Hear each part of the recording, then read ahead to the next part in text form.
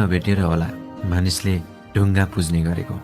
सबै जसो त देखेका कुराहरू पनि कहाँ सत्य हुन्छ र माया? सत्यताको बाटो हिँड्दा हिँड्दै पनि कतै गल्ती भेटिएमा सुधार्ने मौका दिनु है। धेरैलाई धेरै कुरा बुझाए तर आफ्नो मनलाई अझसम्म बुझाउन सकिएन।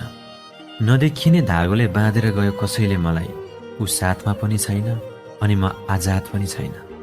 नपाउने कुरामा मरिहत्ते नगर्नुहोस्, किनकि निभेको दियोमा तेल थप्नु भुल होइन, मूर्खता हो। पर्खिने इच्छा मर्दै जाँदो रहेछ, फर्किने मान्छेले अन्तै गन्तव्य रोजेपछि। साँचो प्रेम मैले उसलाई होइन, उसले मलाई गर्न सिकाएकी हो। शरीरसँग शरीर साट्नेहरू मात्र खुसी छन् यहाँ, मनसँग मन साट्नेहरू अक्सर यहाँ रोइरहेका भेटिन्छन्। जति नै एक्लो भए पनि कसैको साथको भिख कहिले कसैसँग माग्दिन। म आफै मलामी आफै लास। मैले मेरा चाहनाहरूको कात्रो ओढाएर आफ्नै देहको दाह संस्कार गरेको छु।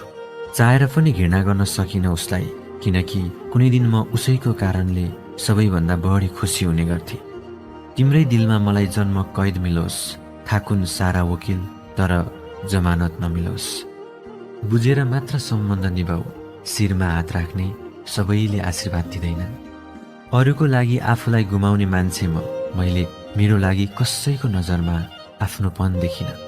तिम्रो व्यवस्था र व्यवहारले मन मर्दैछ, गुनासो नगर्नु प्रिय, सम्बन्ध बिग्रियो भने। प्रेम त उसलाई अरू कसैसँग थियो, तर मैले निस्वार्थ चाहनु पनि उसलाई खुब मन पर्यो। तिमी नदी थियौ, केही खुसीहरू बगाएर लग्यौ, म किनारा थिएँ, तिम्रो अस्तित्व जोगाइराखेँ। याद राख, विश्वास धोकामा बदलिन सक्छ भने माया पनि घृणामा बदलिन सक्छ। मलाई एउटासँग मतलब थियो, त्यही एउटा पनि मतलबै निस्कियो। के जबरजस्ती गरौँ मसँग बोल भनेर, यदि बोल्नै मन छैन भने? दुःख सहनु पनि ठिक लाग्यो मलाई, दुःख सुनाउनु भन्दा। महसुस हुँदैछ म कतिसम्म एक्लो भएको रहेछु अनि कतिसम्म लथालिङ्ग भएको छु भनेर। पहिलोचोटि कसैको लागि बालक जसरी रोएको छु, जिन्दगीभर याद रहन्छ यो समय। म चितासम्म पुग्दा पनि पर्खिरहेको हुनेछु, तिमीले ढुङ्गा पखाल्न भए पनि आउनुपर्छ। सधैँ मन दुखाएर मात्र पनि त हुँदैन, कहिलेकाहीँ मन बुझाएर पनि त सबै कुरा भुल्नु पर्दो रहेछ। प्रेमदेखि मन त्यसै मरेको होइन नि, हतपार गरेको थिएँ मैले पनि कसैको लागि। पर्खाइ त सधैँ तिम्रै हुनेछ माया। यदि तिमी भन्दा पहिला मृत्यु आयो भने मलाई धोकेबाज नभन्नु है। माफ गरिदेऊ ल, सहारा बन्छु सोचेको थिएँ, बोझ भन्न पुगेछु। अन्त्यमा त्यो मान्छे पनि बदलियो जसले हरेक दिन भन्ने गर्थ्यो, मेरो विश्वास गर्नु, म अरू जस्तो छैन। सक्छौ भने एउटा फुल मेरो नाममा रोपिदिनु, भाग्यमा भए मण्डपमा सजाउँला, नभए चितामा सजाउँला। चटक्कै मुटु चुटिएला जस्तो हुन्छ, कसरी भनौँ म, तिमी नबोल्दा कस्तो हुन्छ। मसँग बिताएका पलहरू सम्हालेर राख्नु, म याद अवश्य आउँछु, तर कसम फर्केर आउने छैन। व्यवहारले कोहीसँग सम्बन्ध नबिग्रियोस्, स्वार्थले बिग्रेको सम्बन्धहरू त्यति वास्ता गर्दिन म। देखाउन पो मिल्दैन त, घाउ मनैभरि छ, ओठहरू हाँसे पनि आँखाभित्र झरी छ। सजिलो थिएन ढुङ्गाको मन बनाउन, तर आफ्ना सोचेकाहरूले निकै सहयोग गरे मलाई। आँखा चिम्लेर गरेको विश्वासले जिउँदै मारेपछि फेरि विश्वास गर्ने आँटै आएन। पहिले जादुमा पनि विश्वास लाग्थ्यो, अहिले यथार्थमा पनि शङ्का लाग्छ। सफल भएपछि सुनाउला दुःखमा को आफ्ना थिए र को पराई भनेर। झरेको आँसु देख्दा पनि कति नाटक हो भनेपछि हो मैले आफ्ना पीडाहरू कसैलाई देखाउन छोडेको। मलाई त्यही फुलको पाप लाग्यो जुन फुल टिपेर तिमीलाई दिने गर्थे। कठिन समयको गतिलो जवाफ मुस्कान हो भने गलत बुझाइको सही उत्तर मौनता हो। मेरो पर्खाइको पनि अर्थ रहला तिमीले आउने बाटोहरू नभुले।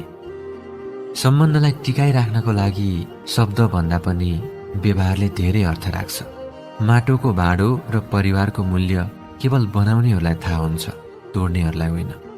धेरै मायाको आशा राख्दा राख्दै उसको माया कहाँ छुट्यो, आफू एक्लो भएको थाहै भएन। जस्तो दियो त्यस्तै पाउने हो, काँडा दिएर फुलको आशा नगर्दा हुन्छ। नबोल्दैमा सम्बन्ध कहाँ सकिन्छ र? कुनै कुरा बोलीसँग होइन मनसँग जोडिएको हुन्छ। आऊ प्रिय, तिम्रो पाउमा मलम लगाइदिन्छु। तिमीलाई पनि दुख्यो होला मेरो मनमा लात हान्दा। आँसु एक अजीब कहानी हो, खुसी र दुखी हुँदाको निशानी हो। बुझ्नेहरूका लागि अनमोल भने अबुझहरूका लागि केवल पानी हो। जिन्दगी पुरै ख वर्गको रहेछ, कहिले खतरा, कहिले खत्तम र कहिले खलबली मात्र हुन्छ। कसैको जवाब सुन्दा त लाग्छ प्रश्नमाथि नै पो अन्याय भयो कि। आखिर जानु छैन मानिसलाई शमशान भन्दा अगाडि, तर पनि यो मन आत्तिरहन्छ कसरी। धेरै हिम्मत गरेर अगाडि बढ्ने कोसिस गर्दैछु, नयाँ सफरमा बरु मृत्यु भेटियोस्, तर गलत सोच र स्वार्थी मान्छेहरू नभेटियोस् भगवान। जरुरी छैन कि एउटै पात्रले कहानी खत्तम होस्, कहिलेकाहीँ कलममा मसिसकिँदा पनि कहानीले मोड लिन्छ। गुनासो केही छैन जिन्दगीमा, भाग्यमा जे आए त्यही भोग्दैछु, बस सहन मात्र गाह्रो भएको। तिम्रो लागि हरेक आदतहरू त्यागे, तर अन्तिममा मलाई तिमी नत्याग्नु है माया। खोजी ख्याल गर्नेको थियो, जिन्दगीले ठट्टा गर्नेहरूसँग मात्र भेट गराइदियो। आकाशमा खुट्टा राख्ने ठाउँ हुँदैन महोदय, त्यसैले उड्दै गर्दा जमिन नबिर्सिनु। जिम्मेवार बन्न सिक्नुहोस् जिन्दगीमा, जिद्दी होइन। बोलीको पछाडि नभाग्नुहोस्, कसैले पनि यस्तो कहानी कहिले सुनाउँदैन जहाँ ऊ आफै गद्दार हुन्छ। म भन्दिनँ म बिना तिम्रो संसार चल्दैन, खै त गएकाहरू कहिले फर्किएर आएनन् त। सम्बन्ध खुनकै होइन, विश्वासको हुनुपर्छ। यदि विश्वासको छ भने पराई पनि आफ्नो बन्छ, नत्र भने आफ्नो पनि पराई हुन्छ। जिन्दगी पनि एम्बुलेन्स भन्दा कम भएको छैन, कहिले घाइते मुटु बोकेर दौडिन्छ त कहिले मरेको आशाहरू। तिम्रो लागि सबैसँग लड्न सक्थे, तर तिमीले रोजेको एकसँग लड्न सकिनँ मैले। आफूलाई भने एकपटक नै सही बोलिदिए हुन्थ्यो भन्ने लाग्छ, तर निष्ठुरी बनेर बोल्न नखोज्नेहरूसँग नसकिने रहेछ। आजभोलि स्वार्थी भएको छु म, ऐना अगाडिको मान्छेको खासै वास्ता लाग्दैन। कसैको काँधमा टेकेर अग्लिनेहरू हो, आकाश पनि आफूभन्दा होचो देख्ने। आफ्नै पाइलाले उभिएकाहरूले आफ्नो धरातल कहिल्यै भुल्दैनन्। हर कोहीको मन जित्न नसकिएला, तर तिमी आफ्नो नजरबाट कहिले नझुक्नु। ठाउँ अनुसार महत्त्व फरक हुन्छ, नत्र बाटोमा देख्दा मार्ने सर्प मन्दिरमा देख्दा पूजा किन गर्थे र। पछुताउनु मान्छेको कमजोरी हो, जितमा स्थिर रहनु बलियो व्यक्ति हो। जिन्दगीको वास्तविकता यति हो, दुःखमा एक्लै अनि सुखमा सारा दुनियाँ। खुट्टामा लागेको चोटले सम्हालिएर हिँड्न सिकाउँछ, मनमा लागेको चोटले जीवनमा नयाँ तरिकाले जिउन सिकाउँछ। भाग्यमा नभएको कुराको आशा गर्नु नै जीवनको सबैभन्दा ठुलो भूल रहेछ। तिम्रो नजरमा सायद म भन्दा राम्रो चित्र सजाइराखेका छौ होला, त्यसैले आज आएर म विचित्रको पात्र बन्न पुगे। भोकाएको बेला भोज बनिदिनु तिमी, अनि हराएको बेला खोज बनिदिनु तिमी माया। पछाडि फर्केर हेर्नुको कुनै अर्थ छैन, धेरै अगाडि हेर्दा पनि व्यर्थ हुन्छ। आफू जहाँ हुनुहुन्छ त्यहीँबाट सुरुवात गर्नुहोस्। मूर्खको प्रशंसा सुन्नुभन्दा ज्ञानीको गाली सुन्नु राम्रो रहेछ। छोडिदेऊ बितेका कुरा, आउने दिनहरूको ख्याल गर।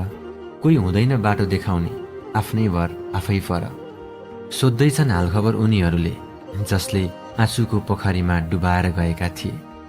जिन्दगीसँग अब कुनै माग छैन, बस गन्तव्यसम्म सारेका पाइलाहरू नरोकियोन्। जिन्दगी रहउन्जेल गलतलाई गलत भन्न सक्नुपर्छ, चाहे त्यो गल्ती गर्ने मान्छे आफ्नै किन नहोस्।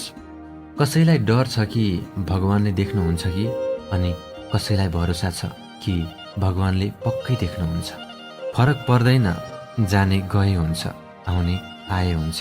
के कुलो के खोला पानीलाई बग्न पाए हुन्छ। छोडिदिएको छु लेख्न अचेल सायरी मैले पनि, अतीतसँगै जलाइदिएको छु डायरी मैले पनि।